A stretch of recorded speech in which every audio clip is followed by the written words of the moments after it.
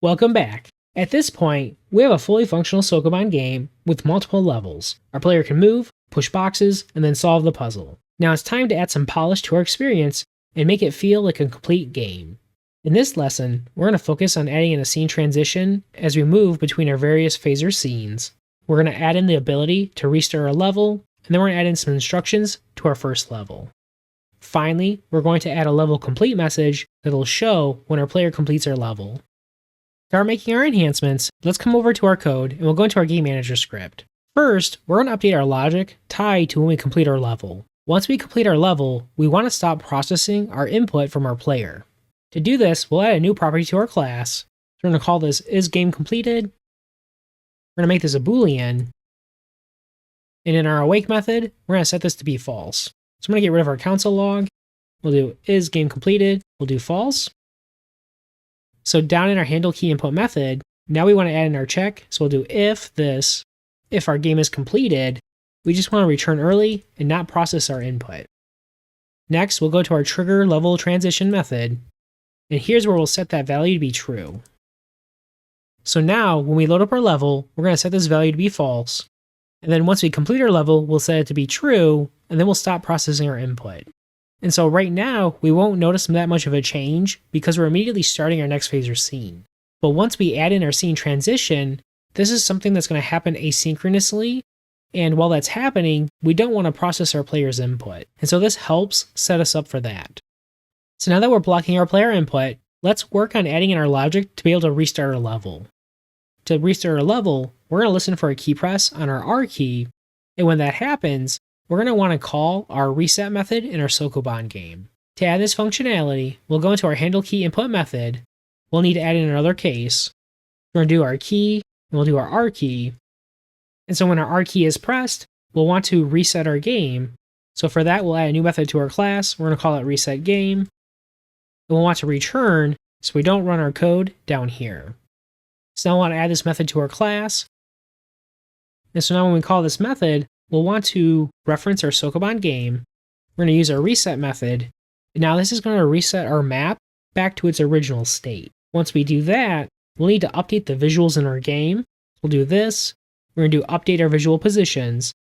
And so this should update our player and our box prefabs to their new locations. Once this happens, we'll also want to make sure we reset our isGameCompleted value. And we'll set it to be false. And now if we save, we should be able to test our changes. So if we go over to our browser, let's refresh. Let's move our player around. If we hit R, our player snaps back to their original location. We'll do the same thing if we move our box, press R. Both our box and our player snap back. Nice. So next we'll test our logic in level 2. So let's move our player and our boxes around. If we press R, we restart our current level and we put everything back to where it was.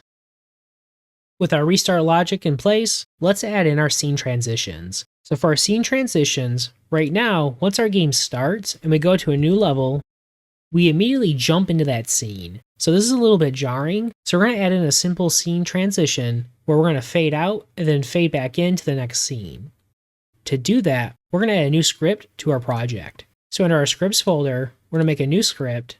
So we'll do a new prefab file. We'll call this scene transition script. We'll hit create, and now we'll drag an instance of our script node. So now, if we jump over to our code, let's open up our new script.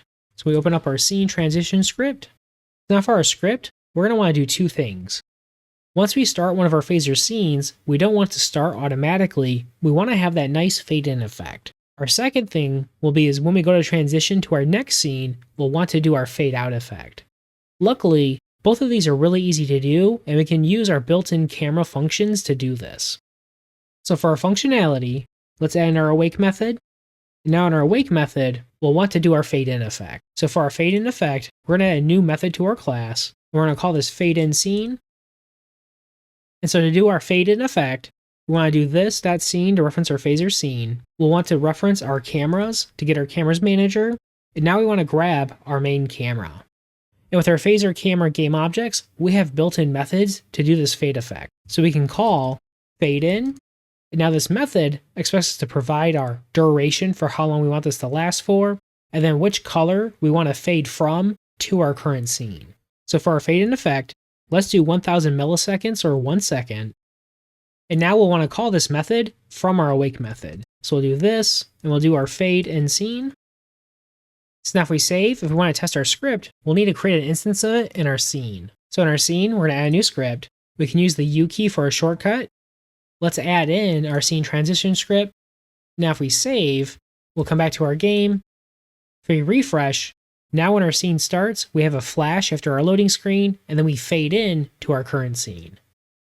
Right now this is a little bit fast, so I'm going to bump this to be 1500. Now if we refresh, we have this nice fade in. Now instead of fading in from black, we're going to fade in from a different color.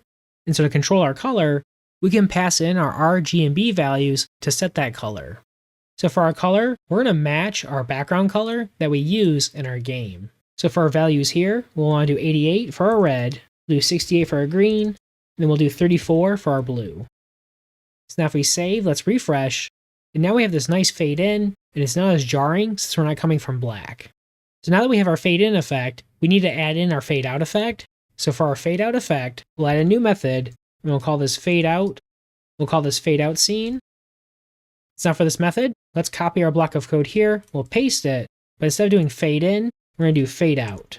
So now for our fade out effect, we'll want to know when this is completed. That way we can transition to our next scene. So for that, we're going to add a new argument to our function, and it'll allow us to specify an optional callback. So to know when our fade out effect is done, we can listen for our built-in events. So we'll do this.scene.cameras.main, and now we're going to use the once method to register a one-time event listener.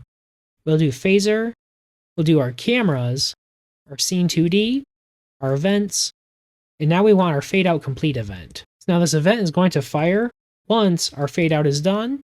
And so when this happens, we'll call our callback if one was specified. So we're going to make this optional.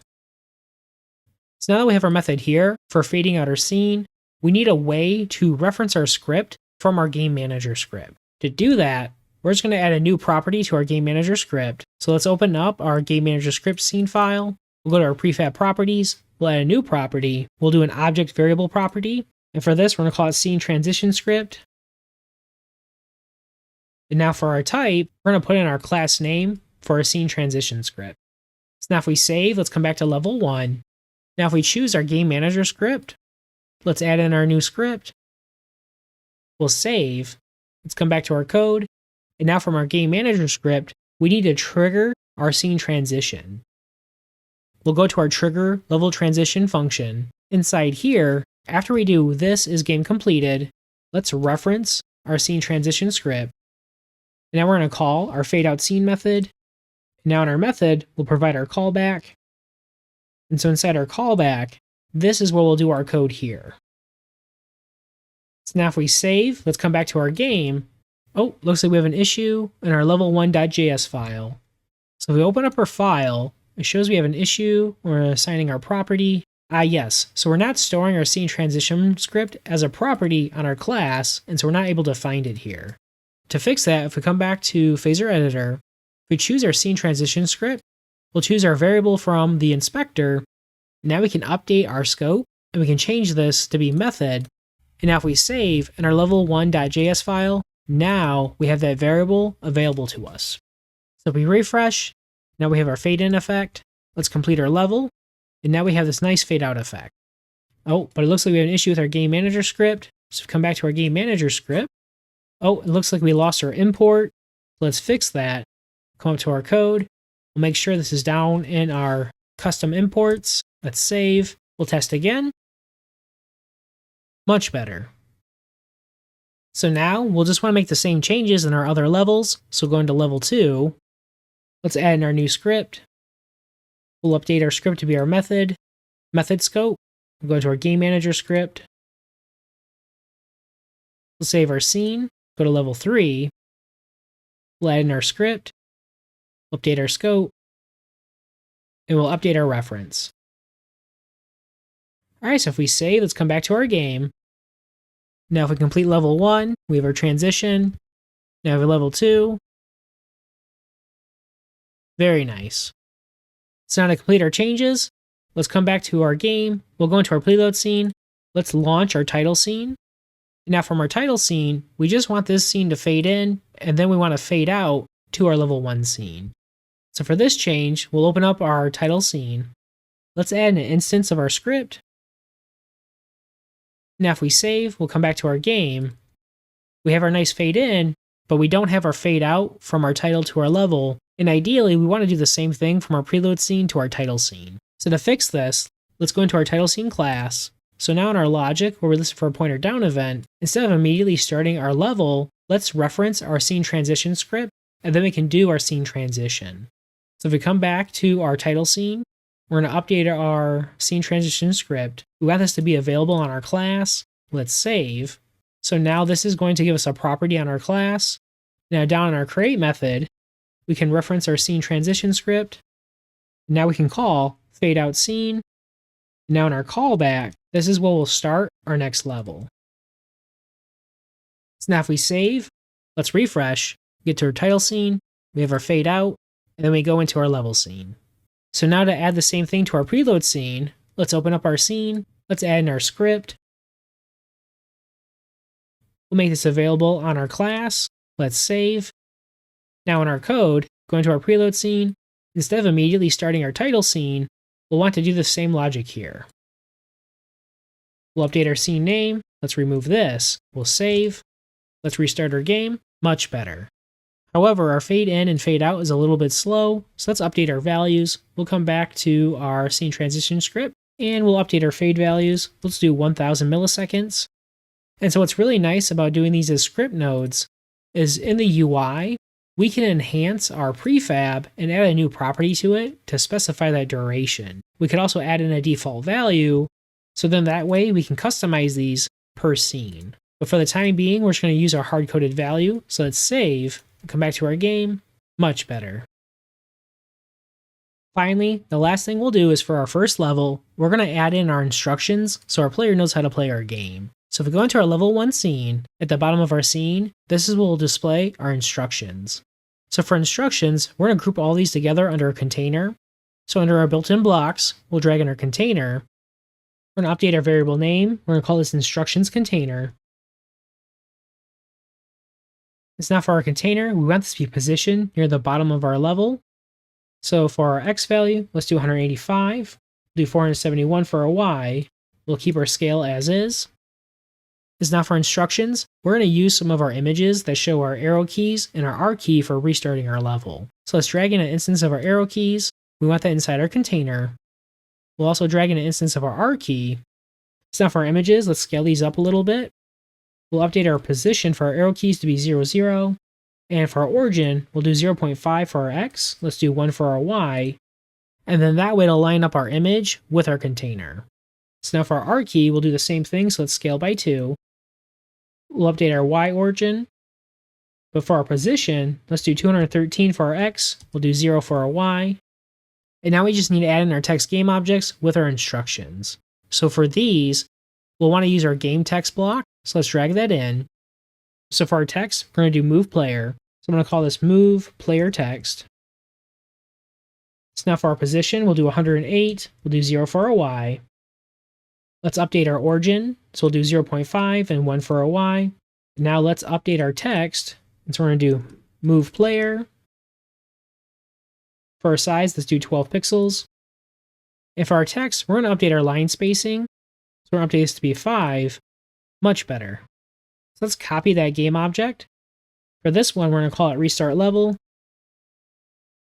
We'll update our text. Now for our position, we'll do 290 for our X, and we'll do 0 for our Y. Alright, so now if we save, let's come over to our game.